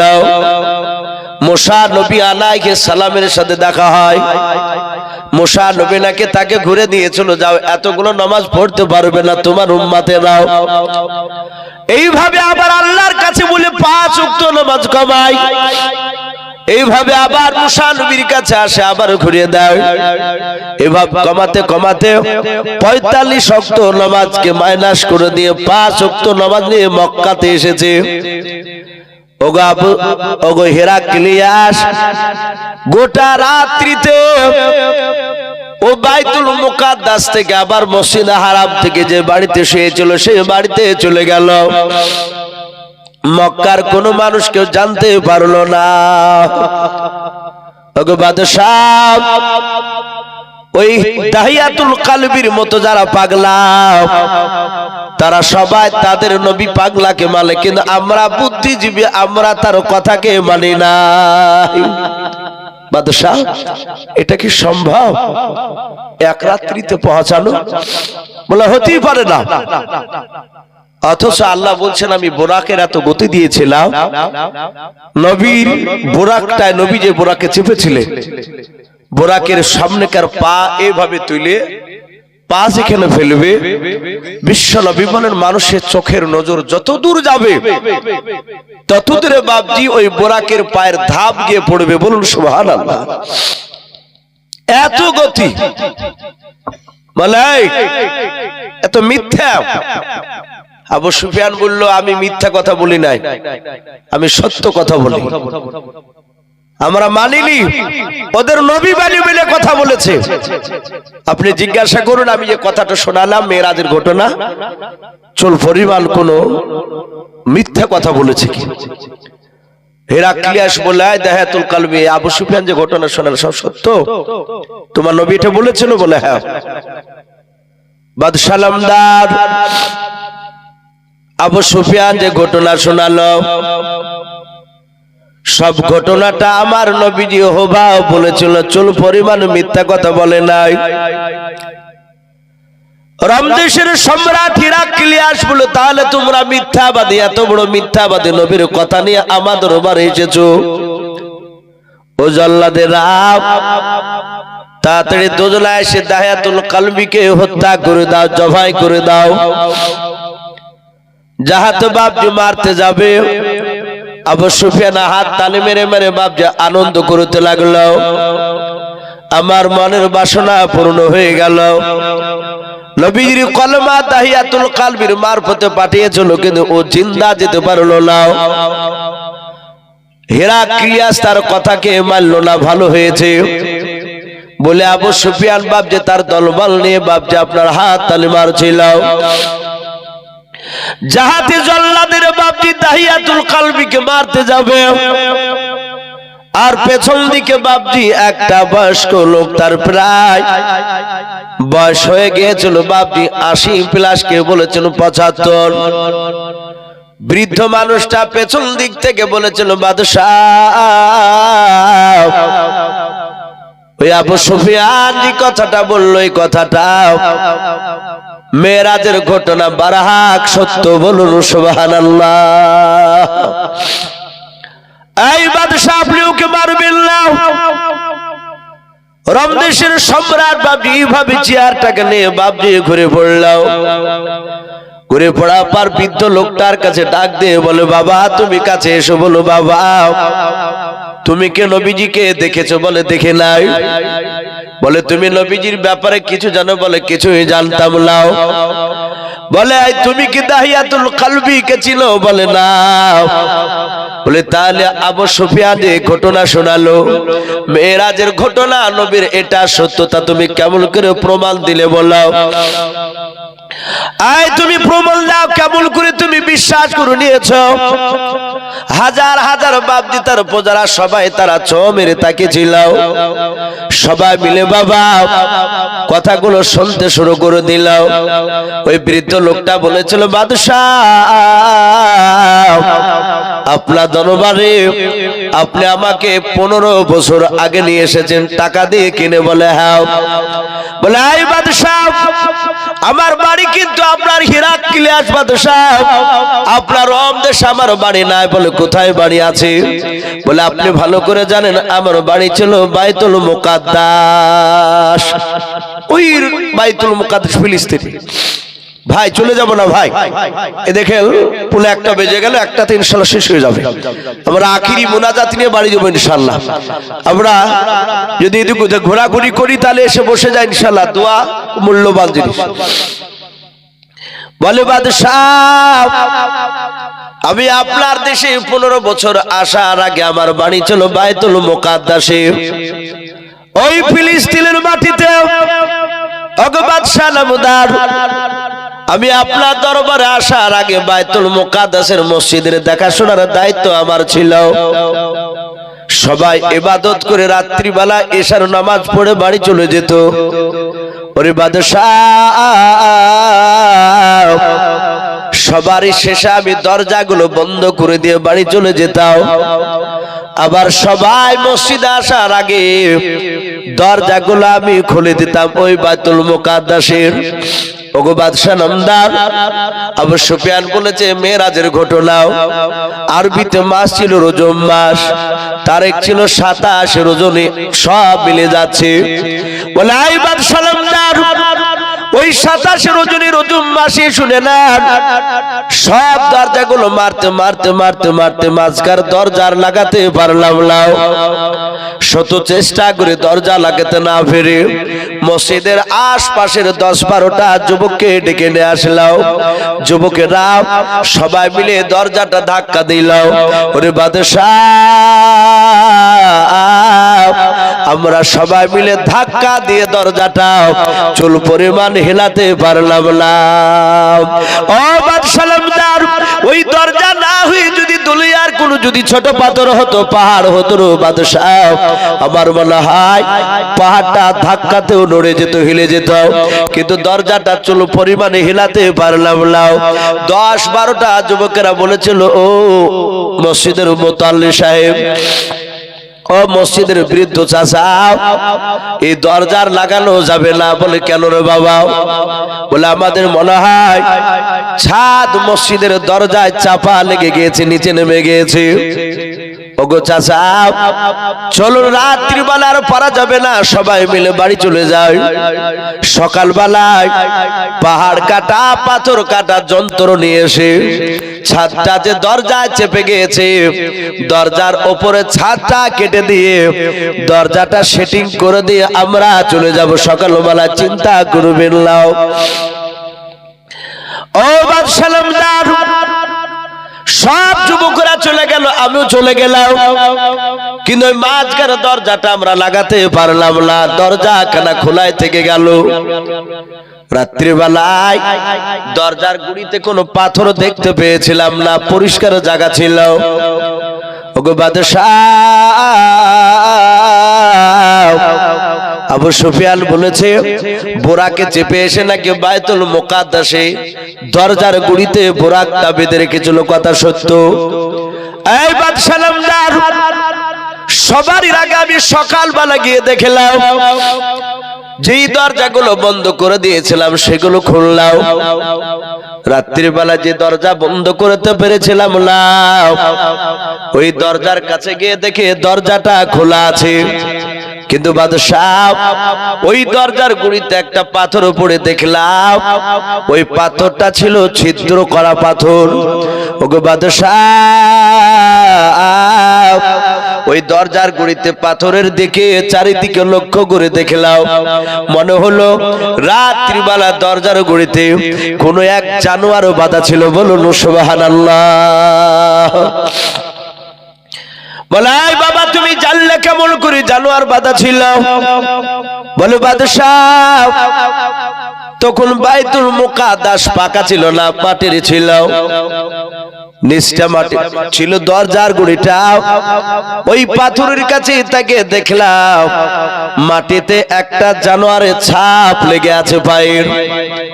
তাই আবু সুফিয়ান বলল বোরাক বাঁধা ছিল, আমার মনে হয় ওই জানোয়ারটা বোরাকটাই হবে। ও বাদশাহ নামদার, এই জন্য আমার অগাধ বিশ্বাস হয়ে গিয়েছে আল্লাহ রসুলের কথাটা সত্য। ও বাদশাহ, আপনি কলমা পড়েন আর না পড়েন, আমি আপনার দরবারে আমি সাক্ষ্য দিয়ে দিলাম। আমি দাহিয়াতুল কলবির হাতে হাত দিয়ে পড়তে লাগলাম কলমা লা ইলাহা ইল্লাল্লাহ। একটু মহব্বতের সময় পড়ি লা ইলাহা লা ইলাহা ইল্লাল্লাহ, লা ইলাহা ইল্লাল্লাহ, লা ইলাহা লা ইলাহা ইল্লাল্লাহ মুহাম্মাদুর রাসূলুল্লাহ সাল্লাল্লাহু তাআলা আলাইহি ওয়াসাল্লাম। পরে বাপজি তিনি মুসলমান হয়ে গেলেন। আবু সুফিয়ান দেখলো পুরো গাড়িটা উল্টে গেল। আমি যেভাবে বললাম বাদশা মিথ্যা ভেবে নিয়েছিল, কিন্তু এই বৃদ্ধ লোকটা এটা সত্য প্রমাণ করে দিল। আবু সুফিয়ানকে বলল ভাই এটা মিথ্যা নয়, এই ঘটনা সত্য। বাদশা রোম দেশের হেরাক্লিয়াস তার 5000 দলবল নিয়ে ওখানে সঙ্গে সঙ্গে তারা মুসলমান হয়েছিল। বলুন সুবহানাল্লাহ। বাপজি অনেক সাহাবারা বাপজি দিনের দাওয়াত দিতে গিয়ে জিন্দা ফিরে আসেন, মারা গিয়েছে। নিজের কলিজার টুকরা মা সন্তানকে খুঁজতে গিয়েছে। নবী বললেন ওগো মা, আপনি ময়দানে কি খুঁজছেন? বলে আমার সন্তান যুদ্ধের ময়দানে এসেছে। বছর কত? বলে খুব বেশি নয়, মাত্র 18 বছরের যুবক। হে রাসূল, আপনার দিনকে বাঁচানোর জন্য চলে এসেছে, তাই আমি খুঁজতে এসেছি। আমার ছেলেটাকে পেলে আমি ধরে নিয়ে গিয়ে আমি আমার এলাকায় আমি তার দাফন করব। আমার বিশ্ব নবী বললেন তোমার সন্তান বেঁচে নাই। বলে মারা গিয়েছে, শহীদ হয়ে গেছে, আলহামদুলিল্লাহ। আমার ছেলে আপনার কথা অনুযায়ী জান্নাতে যাবে। বলুন সুবহানাল্লাহ। তারা এইভাবে বাপজি দেখতে গিয়েছে। হানজালা রাদিয়াল্লাহু তাআলা আনহর অর্ধাঙ্গিনী বিবি, সে বাপজি লাশ খুঁজতে গিয়েছিল, তার স্বামী নাপাক বলে। তার স্বামী যে মারা গেছে সে দুঃখে যায়নি, তারা জানতে যে ইন্তেকাল করলে সশরীরে বাপজি তাকে জান্নাতে দিয়ে দেওয়া হবে। শহীদের এত মর্যাদা, তাই বাপজি রাত্রির প্রায় 1টা বাজতে চললো। আমি আপনাদের সকলকে বলবো বাপজি রাত একটা বড় আল্লাহর নিয়ামত। ফজরের নামাজ আমরা যদি বাপজি না পড়ি, জালসা যাই শোনেন না কেন, আবার বলা হয় যে কাজ আসবে না। নামাজ খুব গুরুত্বপূর্ণ। নবীজি বলেছেন যে আপনার নামাজ হচ্ছে আমার চোখের শীতল। নামাজ বিহীন কোন মানুষ ইমানদার হতে পারে না। ভাই আমরা 5 ওয়াক্ত সকলে নামাজ পড়বো বলুন ইনশাআল্লাহ। আমরা হয়তো পড়ি নাই, তো নামাজ দেখলে বাপজি ভয় লাগে। কিছু মানুষ দেখেন পুলিশকে দেখে ভয় পায় না। ক্যারাম বোর্ড খেলছে কয়েকটা যুবক ছেলে, হঠাৎ করে বাপজি এদিক ওদিক দৌড়, বলে কি হলো ভাই, পুলিশ আসছে নাকি? বলে দেখতে পাবি কিছুক্ষণ পরে। তারপরে বাপজি দেখছে তাবলীগ জামাতের লোক যাচ্ছে, ও তাবলীগ দেখে পালিয়ে যাচ্ছে যে নামাজের জন্য হয়তো টানি নিয়ে যাবে। তাই ভাই এটা পড়তে হবে। যারা জালসা দিয়েছে, চাঁদো মোড়ল, মোশাররফ সাহেব, আরো অনেকে আছে ভাই, আমি আপনাদের কাছে অপরিচিত নয়। এলাকার ছোট বড় এমন কোন মানুষ নাই যে বাপজি আমাকে চিনে না। আমিও অনেক আপনাদেরকে চিনি, মুখ দেখেই। আপনারা যদি বহরমপুর স্টেশনে বসে থাকেন, এখানকার 100টা লোক এই গ্রামে, আমার মনে হয় 95টা লোককে আমি চিনতে পারবো। এদের বাড়ি কালীনগর, কুপকান্দি এলাকায়। তাই বাপজি, কি নাম আপনার? লালটু শেখ। এই দেখেন ভাই আমার, ওনার স্ত্রী অসুস্থ রয়েছে, তাই উনি 1000 টাকা দিয়েছেন। বলুন মারহাবা, বলেন আরে তাকবীর। আল্লাহ তার দানকে কবুল করুন, বলুন আল্লাহুম্মা আমিন। তো ভাই যাই হোক, আমি বলছিলাম যে আমি 95টা লোককে চিনতে পারবো যে এটা ভগবানগুলার এলাকার মানুষ হবে। তো ভাই আপনারাও ভালোবাসেন আমাকে, আমিও খুব ভালোবাসি আপনাদেরকে। তো যাই হোক, দোয়া হবে। তার আগে বাপজি সকলে জানেন মসজিদের জন্য কি আদায়, মসজিদের আদায়। যার শেষ ভালো তার সব ভালো। অনেক টাকা বাপজি প্রয়োজন, ঋণ আছে। যদি শেষের বেলা বাপজি কেউ থাকে 500 200 100 করে, এ দেখেন আব্দুর রহমান, উনি 300 টাকা দিয়েছেন। বলুন মারহাবা। আল্লাহ তার 300 টাকা দানকে আল্লাহ কবুল করুন, আল্লাহুম্মা আমিন। ভাই 1000 করে যদি আমরা 2-5টা দিন ইনশাআল্লাহ হয়ে যাবে। জি বাপজির কাছ থেকে টাকাটা। এই দেখেন, এই বাপজির নাম কি? পাঞ্জাব আলী বাপজি আমার 1000 টাকার দাতা। বলুন মারহাবা, বলেন আরে তাকবীর। এই পাঞ্জাব আলী বাপজি আমার কোথায় যে ছিল, শেষের বেলা এসে দেখো 1000 টাকা দিলাও। 1000 টাকা বলে বলা করিও না হেলা, নেকের খাতায় মলা লিখিও গো মেলাও। যার সাথে জালিয়াতি করিয়াছে দান, দানকে কবুল করো তুমি সুবহান। আরো দোয়া করি মোলা তাহারও জন্নতে, সুখে শান্তি রেখো তুমি দুনিয়ার বুকেতে। আর একজন বেলামিতে বাঁধা তোমার কোথায় এসেছিল, শেষের বেলা এসে দেখো 200 টাকা দিলাও। 200 টাকা বলে বলা করিও না হেলা, নেকের খাতায় মলা লিখিও গো মেলাও। ওগো বাড়ি দোয়া করি ওগো পাক রব্বানা, জান্নাতে খেলায়ও তুমি আগুন বেদান। আল্লাহুম্মা আমিন। আরে তাকবীর। ওগো আল্লাহ, যারা দান করেছে, যারা করতে পারে নাই, তুমি আমাদের সকলকে নবীর চেহারা না দেখে আমাদের মত দিও না। বলুন আল্লাহুম্মা আমিন। ভাই আর কি হবে না ভাই? দুটো 1000 করে। ভাই আর একটু আসে, আমি 5টা লোককে একটু দেখবো ভাই, ইনশাআল্লাহ হয়ে যাবে। আর মা বোন আপনারাও 200-100 করে যদি দিব বলে করে, আলহামদুলিল্লাহ আপনারা দিতে পারেন। অনেক মা বোনেরা নাকের কানের সুদে খুলে দেয়। এই দেখেন ভাই আমার 100 টাকা, আল্লাহ তার দানকে কবুল করুন। ওগো মাওলা, যারা দান করছে, যারা করতে পারে নাই, তুমি তাদের সকলকে হায়াতে তয়্যিবা সেহাতে কুলিয়া দান করো। বলুন আল্লাহুম্মা আমিন। ওগো মাওলা, এখানে অনেক লোক তোমার ব্যবসায়িক বসে আছে, অনেকে ব্যবসা করতে পারে নাই। আল্লাহ তুমি যারা ব্যবসা করে নিছো, যাদের দ্বারাই তাদের ব্যবসায় বরকত দাও, এবং যারা ব্যবসা করতে পারে নাই তুমি আমাদের তাদেরকে ব্যবসা করার তৌফিক দান করো। বলুন আল্লাহুম্মা আমিন। ভাই আর কি হবে না ভাই? আর 3টা লোক 1000 করে, ইনশাআল্লাহ 5টা হয়ে যাবে ভাই। একটু আসি কমিটি ভাই রা অনেকে আছে, যেমন চাঁদো মোড়ল, আরো আছে নাম হয়তো বাপজি করছি না, সামাউন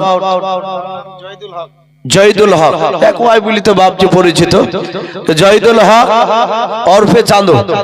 তো যাই হোক, উনি এখানে আছে। এই গ্রামে বাপজি বহু মানুষের টাকা আছে, বাড়ি ঘরে হয়তো কমা হলো বাপজি, টাকার দিকে অনেক আছে। কারণ আমিও তো রমজান মাসে কয়েকটা লোকের কাছে মাঝে মাঝে আসি বাপজি, ও রমজান মাসে শুধু একদিন, তো দেখতে পাই অনেক মানুষের বাপজি টাকা আছে, শুনতে পাই। তো ভাই যদি কেউ থাকেন আপনাদের মধ্যে, কমিটি ভাইয়েরা যারা দেননি, আমি তাদেরকে বলবো নগদ না থাকলে 1000 করে যদি আপনারা কমিটি মানুষ যদি দিব মনে করে যে আমি 1 মাস না হলে 2 মাস না 3 মাসে দিব ইনশাআল্লাহ 1000 করে টাকা। জি সামাউন, যাক সামাউন, উনি বলছেন 1000 টাকার দাতা, বল মারহাবা।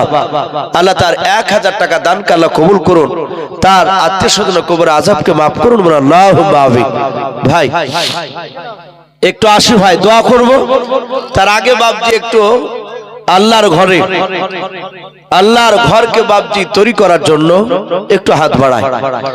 বাপজি একটু পরীক্ষা করে, দান দিলে ইনশাআল্লাহ বরকত হবে। দেখেন আব্দুর রহমান বসে আছে, এবছর বা ওকে বলতে মনে ছিল না, আমি দেখেছি মনে করে আমার মাদ্রাসায় 1000 করে দেয়। উনি বলছিলেন যে হুজুর আমি পরীক্ষা করে দেখেছি দান দিলে বরকত দেয়, এটা নবীর কথা।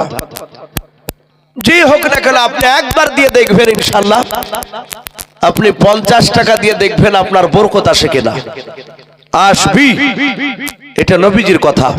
তাই ভাই একটু আসি, পরীক্ষা শুরু ইনশাআল্লাহ দিই, যে দেখি ইউসুফ সাহেব তো বলেছে সামনে আবার 1 বছর পর্যন্ত দেখি দিনই আমার কোনো সংসারে আয় উন্নত হয় কিনা, না অবনতির দিকে যাচ্ছে দান করে, এটা একটু পরীক্ষা করে দেখি।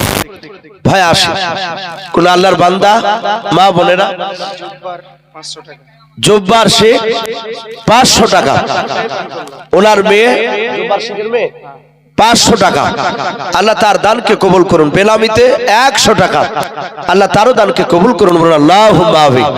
ওগো মাওলা, জব্বার শেখের মেয়ে যে দান করেছে তার ইমানটা হযরত মা ফাতেমা জোহরা রাদিয়াল্লাহু তাআলা আনহার মতো বানিয়ে দিন, বলুন আল্লাহুম্মা আমিন।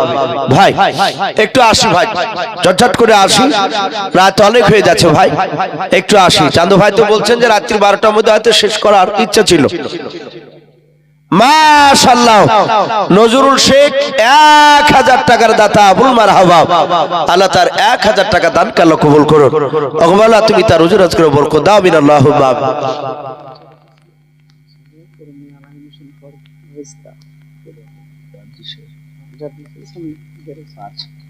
যে সেলফি নিল, সুবহানাল্লাহ। জার্জিস হোসেন, জার্জিস হোসেন, ওনার মেয়ে আলামিন মিশনে পড়াশোনা করে। উনি বলছেন 5000 টাকার দাতা, বলুন মারহাবা, বলেন আরে তাকবীর। আল্লাহ রাব্বুল আলামিন তার 5000 টাকা দানকে কবুল করে নিয়ে ভাইজানের মেয়েকে দ্বীনের খাদিম হিসাবে আল্লাহ কবুল করে নেন, বলুন আল্লাহুম্মা আমিন। তাকে উচ্চ শিক্ষায় শিক্ষিতা দান করুন, বলুন আল্লাহুম্মা আমিন। বাপজি অনেক মেয়েরা ডাক্তার হলো, শুধু ওই মানুষের বাপজি দাঁড়াতে দিয়ে নামাজ পড়ার কথা বললি যে খিদমত হয়, শুধু তা নয়, ডাক্তারি করে বাপজি মানুষের সেবা করা, এটা একটা সুযোগ বাপজি। কিন্তু তার উদ্দেশ্য যদি ডাকাতি না থাকে, আল্লাহ রাব্বুল আলামিন তার মেয়েকে রব্বুল আলামিন যেন বড় জায়গায় পৌঁছে দেন এবং মানুষের যেন খিদমত করে নেন, বলুন আল্লাহুম্মা আমিন। ভাই আসে, আর একটা হবে না ভাই, শাহজাহান 500 টাকা, আল্লাহ তার দানকে কবুল করুন, আল্লাহুম্মা আমিন। ভাই আপনারা দিয়েছে, এনামুল ভাইয়ের হাতে দিয়েছে, তারপরেও বাপজি একটু শেষের বেলায় দোয়া করব বলে, তার আগে মাস্টার বেনজি এখানকারই নাকি মাস্টার মশাই বসে আছে, উনিও বলছেন আমি 5000 টাকার দাতা, বলুন মারহাবা। আল্লাহ তার 5000 টাকা দানকে কবুল করে নিয়ে তার আত্মীয় স্বজন কবর আযাবকে মাফ করুন। আল্লাহ ওগো মাওলা, তুমি তার মাল সম্মান ইজ্জত তুমি বাড়িয়ে দাও, আল্লাহ তুমি তার ইমানটা হযরত ওমর ফারুকের মতো বানিয়ে দাও, বলুন আল্লাহুম্মা আমিন। ভাই আসি, দুটো হয়ে গেছে 5000 ইনশাআল্লাহ চেষ্টা করলে আরো এক জন হবে ভাই একটু আসি টিপু ভাইয়ের শালা ডলার সে 5500 সুবহানাল্লাহ টিপু ভাইয়ের শালা ডলার সে আপনারা জানেন যে টিপু আমার খুব কাছের বন্ধু এলাকায় তিনটা মানুষ আমার খুব কাছে প্রায় মানুষ জানে এই টিপু ভাই ফটিক আর তো ভাই তার মধ্যে থেকে টিপু ভাইয়ের শালো ডলার শেখ নাকি উনি 5000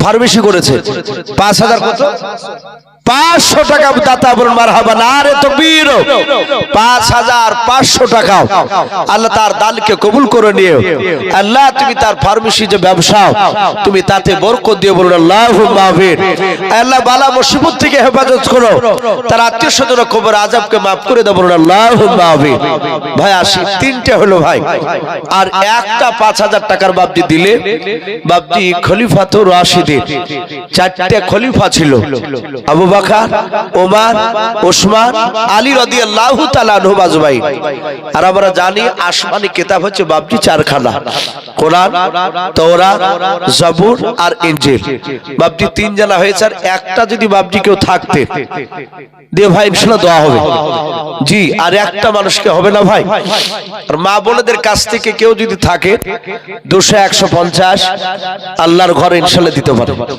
ভাই আর একটা যদি 5000 টাকার কোন বান্দা আপনি এই যে সামনে এই যে জালসা হলো আগামী বছর জালসার আগ পর্যন্ত শোধ করবেন ইনশাআল্লাহ জি 5000 10 মাশাআল্লাহ সুবহানাল্লাহ বলেন নারে তাকবীর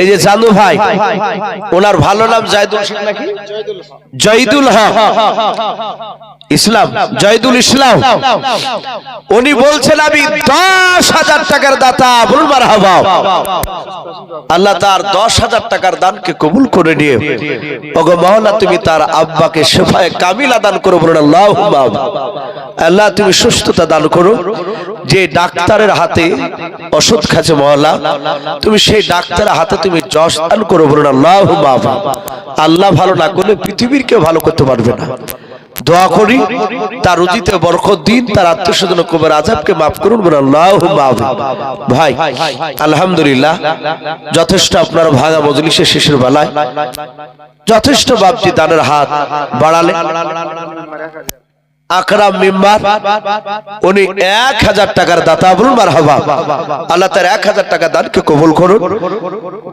তার আত্মীয়স্বজন কবর আযাবকে maaf করুন আল্লাহুম্মা আমিন আফরোজা বাবা তার স্বামী বেঁচে নাই ওনার স্বামীর নামে 1000 টাকা নগদ দিয়েছে আল্লাহ তার 1000 টাকার বদলে তার স্বামীর কবর আযাবকে maaf করুন বলুন আল্লাহুম্মা আমিন আফরোজা বাবার ইমানটা হযরত মা ফাতেমা জোহরা রাদিয়াল্লাহু তাআলা আনহার মতো বানিয়ে দিন বলুন আল্লাহুম্মা আমিন ভাই বাপজি কমিটির এখনো মোটামুটি মানুষ কয়েকজন বাকি আছে ভাই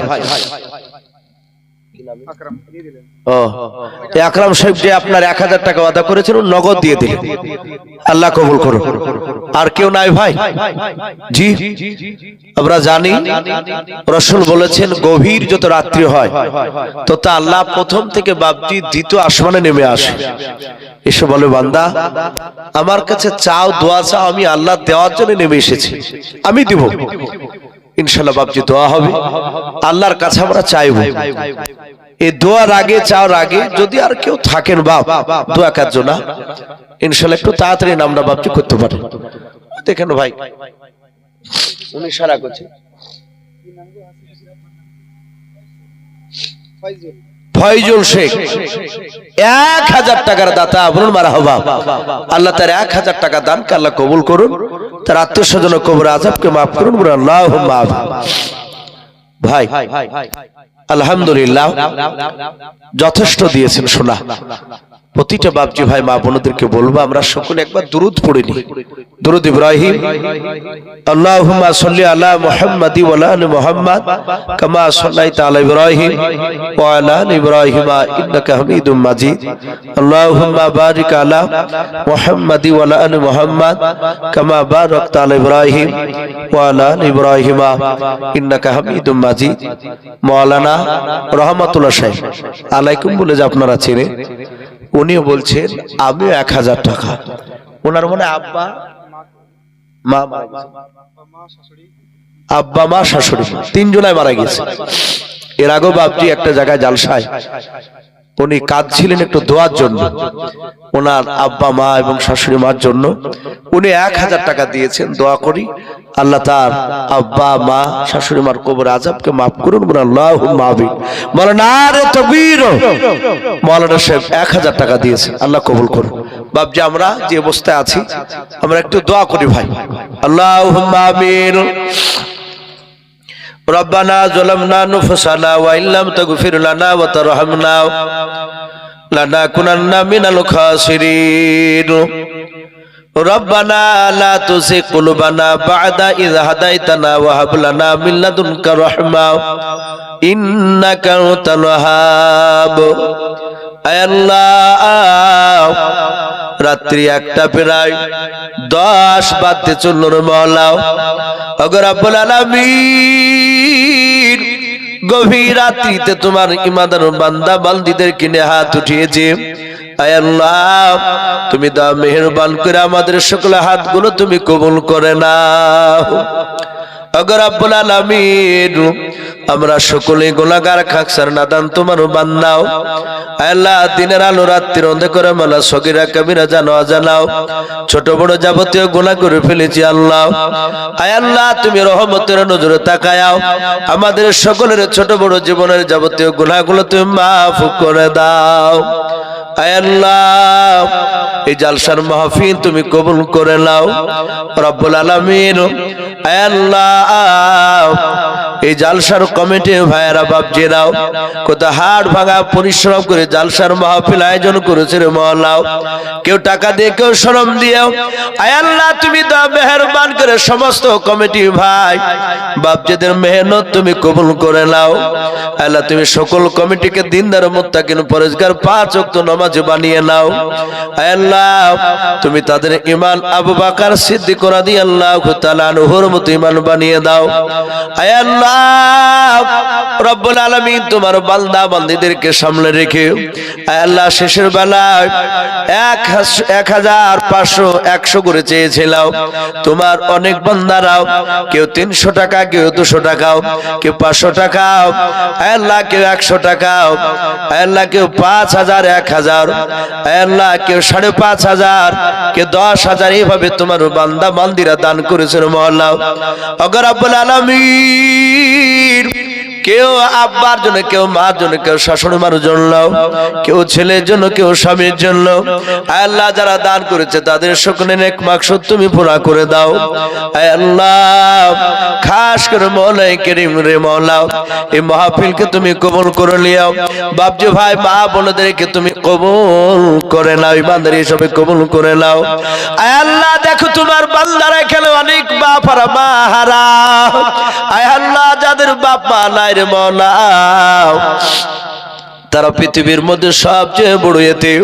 আয় আল্লাহ, আমি মওলানা তোমার বান্দা, আজও বাড়িতে গেলে আমার মা ঘুমাইলাও, গাড়ির হরেন ফেলে মা ডাক দিয়ে বলে বেটা আসিলেও আব্বা তাকে দরজা খুলে দেয়। আয় আল্লাহ, এখানে অনেক বান্দা রয়েছে যাদের আব্বারা বাড়িতে ঢুকলে, সন্তান ঢুকলে, কেউ চালা থাক না থাক বাপ মা ঘুমাইলাও ডাক দেয়। আয় আল্লাহ, এখানে অনেক ছেলে রয়েছে রে মওলা, তোমার বান্দা রয়েছে, বান্দি রয়েছে, তারা আজ গভীর রাত্রিতে বাড়িতে গেলে বেটা বাড়ি আসলে এ কথা বলার কেউ থাকে না, তার আব্বা মা বেঁচে নাই। ওগো আল্লাহ, যাদের বাপ মা বেঁচে নাই রে মওলা, তুমি তাদের বাপ মার কবরে আযাবগুলো তুমি মাফ করে দাও। আয় আল্লাহ, আমাদের কারো দাদা দাদি নানা নানি চাচা চাচি অনেকে ছেলে মেয়ে আত্মীয় স্বজন চলে গিয়েছে রে মওলা, তুমি আমাদের সকলের আত্মীয় স্বজনের কবরে আযাবগুলো তুমি মাফ করে দাও। আয় আল্লাহ, আমার বন্ধু মাওলানা রহমাতুল্লাহ সাহেবের আব্বা মা শাশুড়ি মা চলে গিয়েছে মওলা, তুমি তাদের কবরে আযাবগুলো তুমি মাফ করে দাও। আয় আল্লাহ, গ্রামে তুমি রহমত বর্ষণ করো, এই গ্রামের প্রতিটা বাড়িতে রোজার আজকারে তুমি বরকত দাও, এই গ্রাম থেকে আসমানি বালা জমিনি বালা তুমি দূর করে দাও। আয় আল্লাহ, খাস করে মাওলাই করিম যারা ব্যবসা করে রে মওলা, তুমি তাদের ব্যবসায় তুমি বরকত দাও, যারা ব্যবসা করতে পারে না ব্যবসা করা তুমি তৌফিক করে দাও। আমাদের সকলের মাঠের ফসলে তুমি বরকত দাও। আয় আল্লাহ, বাড়িতে তুমি খাস রহমত তুমি বর্ষণ করো, এই দোয়াটুকু নবীর ওসিলা করে বলে কবুল করে নাও। আয় আল্লাহ, আখিরে দোয়া করে মওলা, সারা পৃথিবীতে মওলা এক শ্রেণীর বেঈমানেরা মুসলমানকে ধ্বংস করা চক্রান্ত চালাচ্ছে। আয় আল্লাহ, মাদ্রাসা মসজিদকে ধ্বংস করা চক্রান্ত চালাচ্ছে। আয় আল্লাহ, তুমি সারা বিশ্বের মুসলমানদেরকে তুমি হেফাজত করো। আয় আল্লাহ, ভারতবর্ষের মুসলমানদেরকে তুমি হেফাজত করো, খাস করে মাদ্রাসা মসজিদকে তুমি হেফাজত করো। এই দোয়াটুকু নবীর ওসিলা করে বলি কবুল করে নাও। সুবহান রাব্বিকা রাব্বিল ইজ্জাতি আম্মা ইয়াসিফুন ওয়া সালামুন আলাল মুরসালিন ওয়ালহামদুলিল্লাহি রাব্বিল আলামিন। আসসালামু আলাইকুম ওয়া রাহমাতুল্লাহি ওয়া বারাকাতুহু।